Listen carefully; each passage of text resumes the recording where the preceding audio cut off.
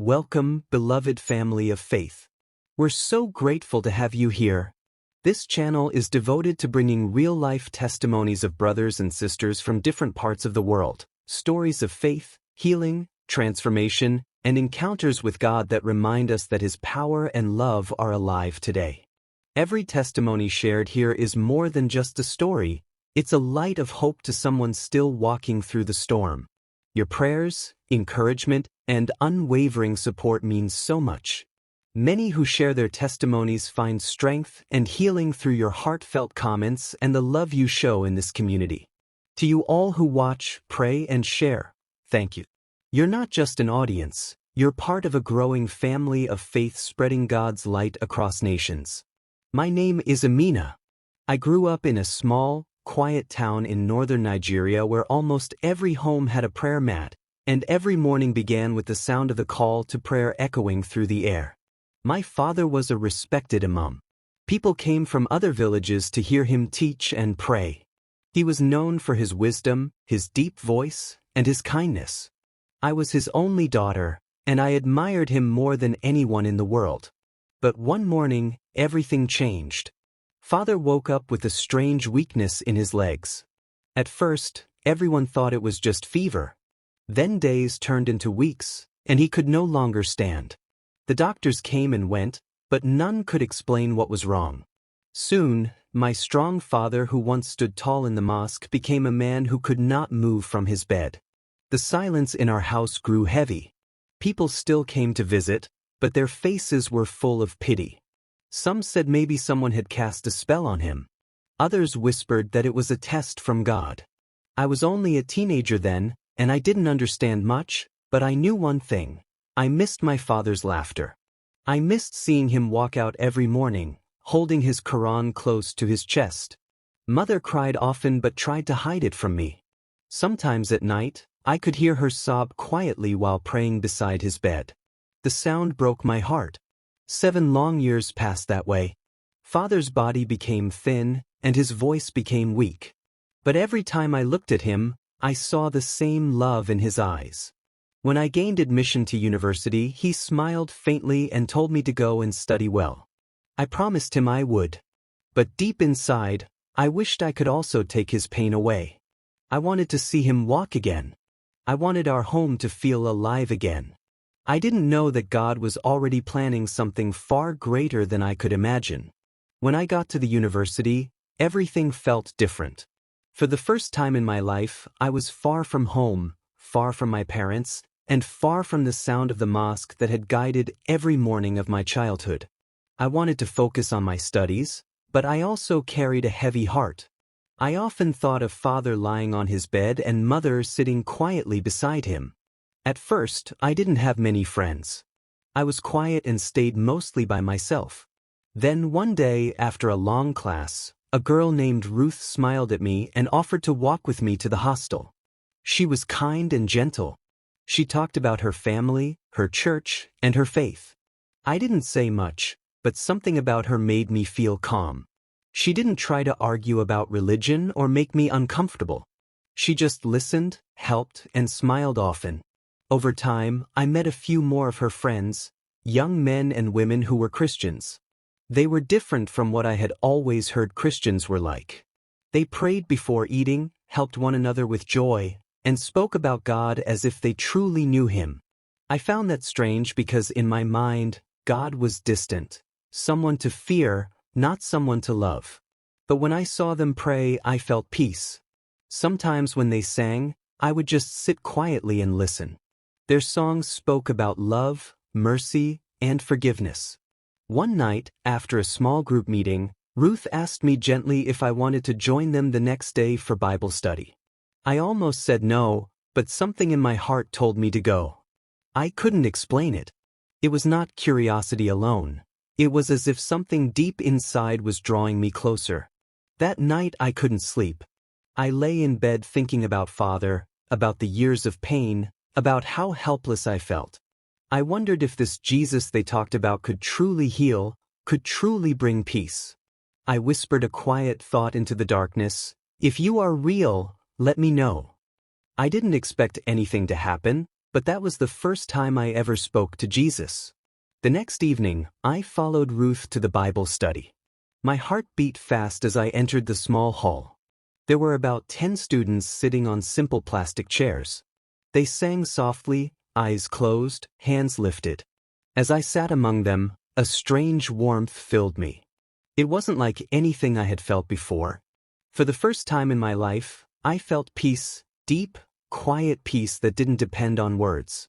I didn't understand everything they said that night, but I understood one thing: God was closer than I had ever thought.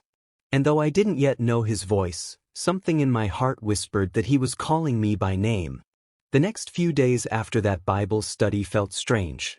I couldn't stop thinking about what I had felt in that small room. The peace had followed me everywhere, to the classroom, to the dining hall, even when I lay on my bed at night. It was as if something had been placed inside my heart, something soft and bright. Ruth noticed the change in me. She smiled and said, "You look lighter these days." I didn't know what to say. I just nodded. Inside, I was still confused but also drawn to know more. I began attending more of their meetings quietly. I listened when they spoke about Jesus, how he healed the sick, forgave sins, and gave his life so people could be free. I didn't understand why anyone would do that for others, but every time I heard his name, I felt tears gather in my eyes. One evening after a long lecture, Ruth invited me to a night prayer. I hesitated, but something in me said I should go. The meeting was held in a small classroom, lit by only a few lamps. The students were already praying when we arrived. Their voices were soft but full of faith. They prayed as if they were speaking to someone standing right there among them. As they sang and prayed, my heart began to beat faster. My hands trembled, and I didn't understand why. Then something happened. I felt a presence so strong, yet so peaceful, that I couldn't stand anymore. I fell to my knees and began to cry, not because I was in pain, but because I felt known, loved, and seen. In that moment, I felt like every wall inside me broke down. Memories of Father's sickness, my mother's tears, and my own fear came rushing back. I felt a voice deep within me, not harsh, not loud, but firm and full of love. He let me know that he had seen my pain, that he had been with me all along, even when I didn't know him. I wept for a long time. When I finally opened my eyes, my heart felt lighter. It was as if I had been washed clean inside. I didn't understand everything about Jesus yet, but I knew something had changed forever. That night, I couldn't sleep. I lay awake whispering softly, "Thank you." I didn't know any special prayer. I just spoke to him like a friend. It was the beginning of something new, the start of a life I didn't even know was possible. Weeks passed after that night, and my heart kept growing stronger. I joined Ruth and her friends often for prayer and reading the Bible. Every time we gathered, I learned something new about love, forgiveness, and faith. I began to understand that Jesus was not just a prophet, not just a name in a book, but a living Savior who cared deeply for every person. I didn't tell anyone at home about this change. I knew how my family would feel. My father, even in his weakness, still held firmly to his faith. My mother was quiet but loyal to his beliefs. I feared what would happen if they knew. So I prayed in secret, and every night I asked God to help me love them even more. When the semester ended, I started packing to return home for the holidays. I was excited but also nervous. I had grown so close to God that I didn't want to lose that peace when I got home. As I packed my clothes, a strange feeling came over me. It was like a gentle whisper in my heart, a reminder that I would soon see my father again, and that something important would happen. If you haven't subscribed yet, we'd love to have you join this beautiful and growing community. Share your thoughts in the comments, let us know where you're watching from, and together let's keep celebrating the amazing things God is doing all around the world. The journey home took almost a full day. As the bus rolled through the dusty roads and villages, I kept praying quietly, asking God to prepare my family's hearts. When I finally arrived, Mother ran out to meet me. She hugged me tightly, tears of joy in her eyes. She said Father had grown weaker, that sometimes he barely responded when spoken to. My heart sank. I went into the room where he lay. The same bed. The same weak smell of medicine and dust. Father's eyes were closed, and his breathing was slow. I sat beside him and held his hand gently. His skin felt thin and cold. I whispered, "I'm back, Baba." His lips moved slightly and a faint sound came out, but I couldn't understand it. That night, I couldn't eat. I stayed beside him, watching, thinking, praying silently. I remembered the peace I had felt in those meetings at school and wondered if that same power could touch my father too. As I sat there in the dim light, a quiet thought entered my heart, not in words I could hear, but in a clear knowing deep inside me. He let me know that this visit home was not just about seeing my family. It was about bringing light into a house that had been covered in sorrow for too long. I didn't know what that meant yet, but I felt a certainty that God was about to do something I could never forget. That night was one of the quietest I had ever known. The air felt still, and the only sound in the room was my father's slow breathing. I sat on a small stool beside his bed, watching his chest rise and fall weakly. Mother had gone to rest, and my younger cousins were asleep in the next room. I was alone with him. The small lamp on the table gave a soft glow, enough to see his face. I could see how much the years of sickness had changed him. His once strong hands now trembled slightly even in sleep. His lips moved as if he was whispering something under his breath, maybe a prayer. Tears filled my eyes as I remembered the man who once stood tall before crowds, leading prayers, helping the poor, and teaching about faith. I wanted to say something to him, but I didn't know where to begin. I took his hand gently and began to whisper a prayer in my heart, not one I had learned from any book, but one that came from pain and love. I asked God to help him, to heal him, to bring peace into our home. As I prayed silently, something unusual happened. The room felt suddenly different. It wasn't the kind of thing I could explain. The air seemed full of peace, full of something alive. My heart began to beat fast again, just like it did that night at the university. I could feel that same presence, strong yet tender, filling every corner of the room. I began to weep softly. I didn't understand why, but I knew heaven was close. My hands trembled as I continued to pray. Then deep inside me, I felt a clear leading, not a voice that my ears could hear, but a knowing in my spirit. He let me know that I should place my hands on my father and call upon his name. At first, I hesitated. Fear gripped me. What if nothing happened? What if people found out? What if I was wrong? But the feeling in my heart grew stronger, steady, and full of love. I realized it wasn't about me. It was about obedience, about trusting the one who had given me peace in the first place. So with tears running down my face, I laid my shaking hands on Father's chest. My lips moved quietly as I began to pray in the name of Jesus.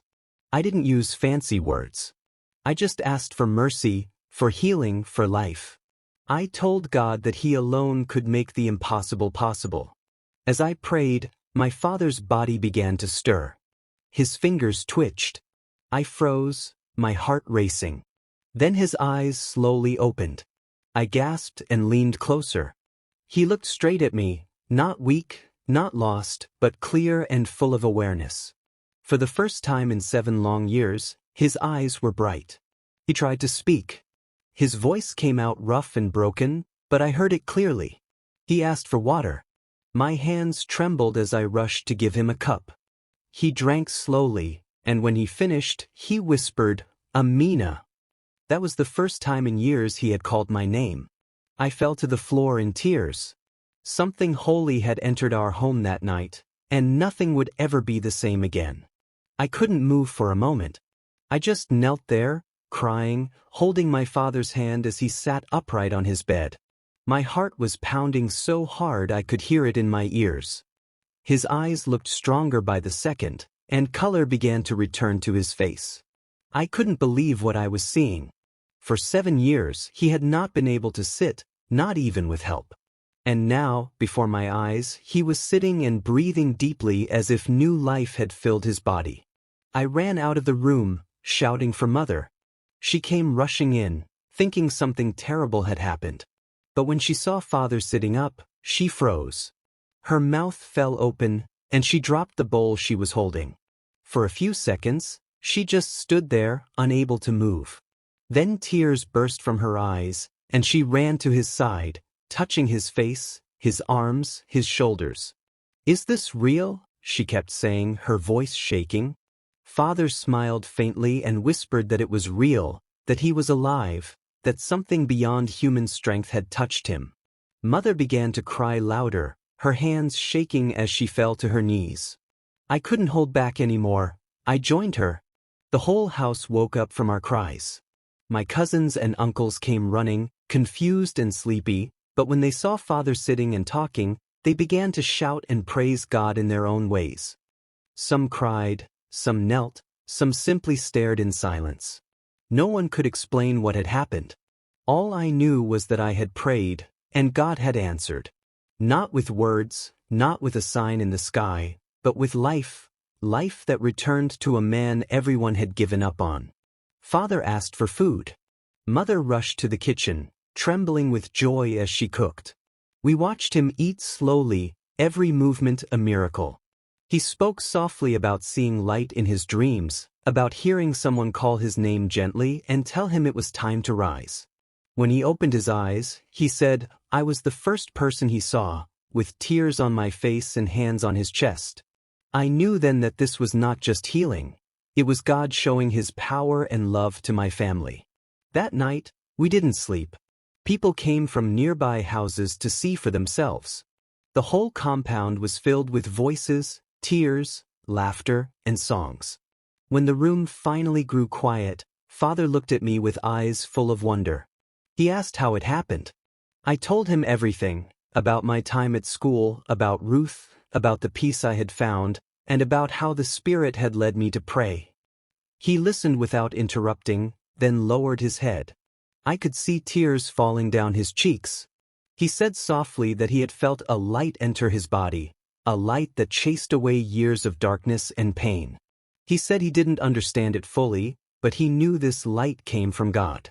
And there, in that small room, my father, the same imam who had once taught others, closed his eyes, lifted his hands weakly, and thanked God for his mercy. The next morning, the whole town had heard the news. People came in groups, neighbors, relatives, even some of Father's old friends from the mosque.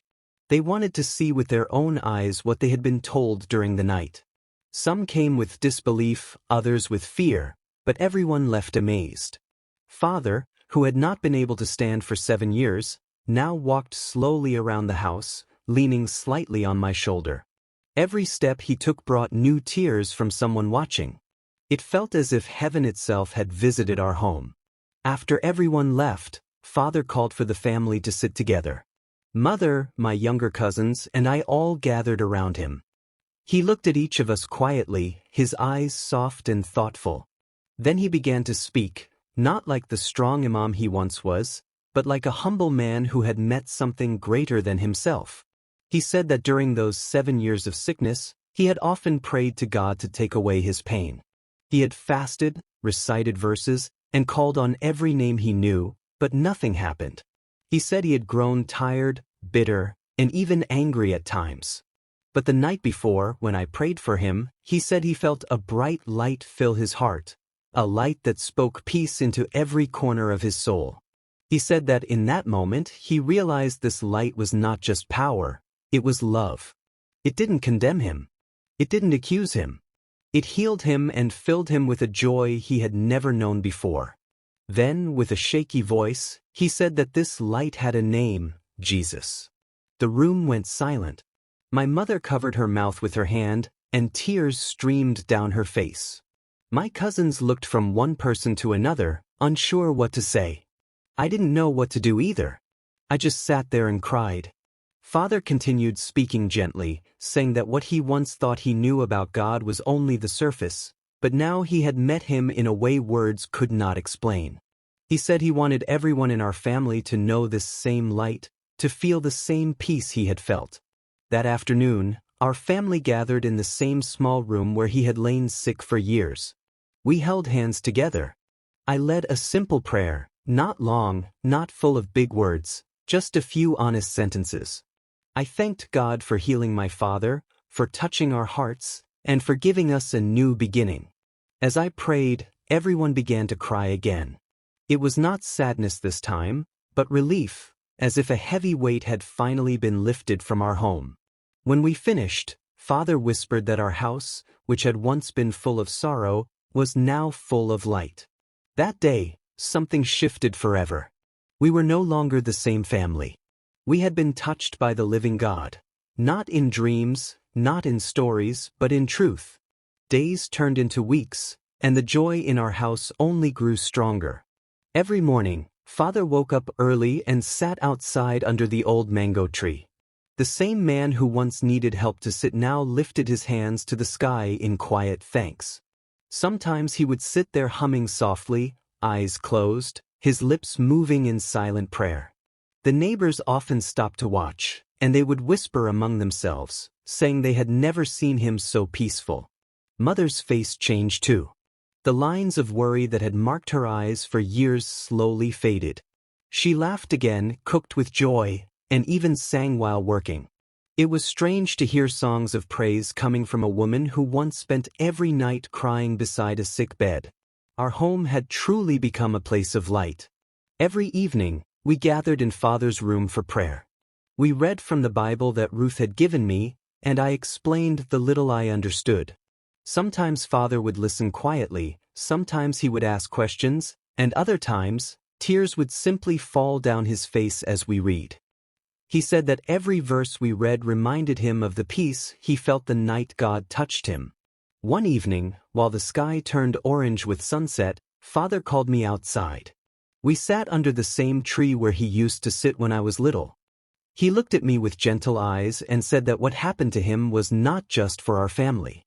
He said he believed God had healed him so others could know that Jesus still saves and heals. He told me that many people would question what happened, and some would mock or doubt, but that I must never be ashamed of what God had done. He said I should keep sharing it, with kindness, with patience, and with love. Soon, people began to come from nearby villages. Some came to ask for prayers, some just to listen. Father always welcomed them, and instead of the sermons he used to preach from the Quran, he now spoke softly about mercy, forgiveness, and the love of God that reached him when all hope was gone. Our house became known as the place of light. People came with sickness, pain, or fear, and many left with peace. I saw hardened hearts soften, and I saw tears of joy where once there had been hopelessness.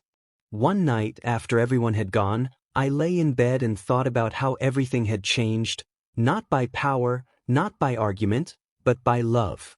The same love that found me in that small classroom at the university had now filled my family and our home. I realized then that when God's light enters a heart, darkness has no choice but to leave. One night, long after everyone had gone to sleep, I sat awake thinking about everything that had happened. The moonlight came softly through the window, lighting Father's old Quran and the Bible beside it on the table. For a moment, I thought about how much my life had changed in such a short time, from fear and confusion to peace and purpose. I began to whisper a prayer, thanking God for His mercy and for choosing to show His power in our home. As I prayed, that same calm presence filled the room again, just like the night He healed my father. I couldn't see anything, but I felt it, gentle, warm, and full of love. I didn't hear an audible voice, but deep inside, I knew He was speaking to me. He let me know that the light He placed in our home was not meant to stay hidden. It was meant to spread through kindness, through forgiveness, through prayer. He made me understand that true faith is not just about words, but about love that reaches others, even those who disagree or don't understand. Tears rolled down my face as I sat there. I remembered the nights I had cried for my father to be healed, thinking God was far away. Yet all along, He had been near, waiting for the right moment, shaping me through pain so I could know His power for myself. In the days that followed, I began to notice how often God would guide my thoughts in small ways. Sometimes when a neighbor came with a burden, I would feel a quiet leading to pray or speak a word of comfort. Other times I would simply listen, and somehow peace would fill the air. I learned that walking with God was not just about miracles, but about daily love, daily trust, and quiet obedience. Father often shared his own moments too. He told us that even when he slept, he sometimes felt a light shining gently around him. He said it wasn't to make him proud, but to remind him that grace is real, that the one who healed his body was also healing his heart day by day. Our family became stronger than ever. We still had challenges, but none of them felt too big anymore. Every trial became another reason to pray and to trust. We began to understand that faith is not the absence of problems. It is the strength to face them knowing God is with you. That night, as I lay down to sleep, I felt a peace so deep that it almost felt like heaven had drawn near again. I knew the same voice that spoke to me in the beginning still walked beside me, not with loud words, but with love that never fades. It has been many months since that night when my father stood again on his feet. Life in our home has never been the same. People still come to visit, some to see the man who once lay sick for 7 years, others to hear the story of how Jesus changed our family. Every time we tell it, I feel the same warmth rise in my heart, the same peace that filled that little room when heaven drew near. Sometimes I sit under the mango tree where Father likes to pray, and I think about everything God has done. I remember how lost I felt at the university, how confused I was about life, and how I first felt that strange peace at the Bible study. I think about how fear once kept me silent, and how love broke that fear apart. Now I know what true faith really means. It is not just believing that God exists, but trusting that He is good and that His love never fails. Many people ask me how they can know this same peace. I tell them the truth. It begins with an open heart. It begins when you stop running and let Him in. It's not about being perfect or trying to please people. It's about letting Jesus lead you step by step. When you do, He will guide your heart, heal your pain, and turn your tears into testimonies. There are still days when I face doubt, and moments when life feels hard. But now, I have learned to kneel and pray instead of fear. I open the Bible and somehow, there's always a word waiting for me, a reminder that I am not alone. I have also learned to forgive quickly, to love others even when it is difficult, and to walk gently because everyone is fighting a battle I may not see.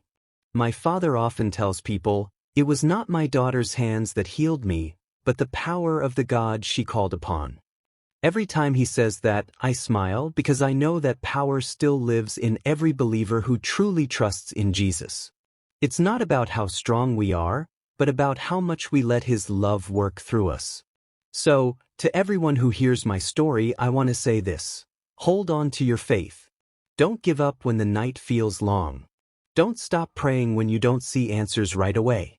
God's silence is never His absence. Sometimes He's just preparing the miracle you cannot yet imagine. Love people even when they misunderstand you. Forgive those who hurt you. And above all, stay close to God through prayer and His Word, because that is where strength lives. The light that entered my home is still burning. It burns in my heart, in my Father's smile, and in every life touched by our story. And I've learned that once you truly meet Jesus, you never walk in darkness again.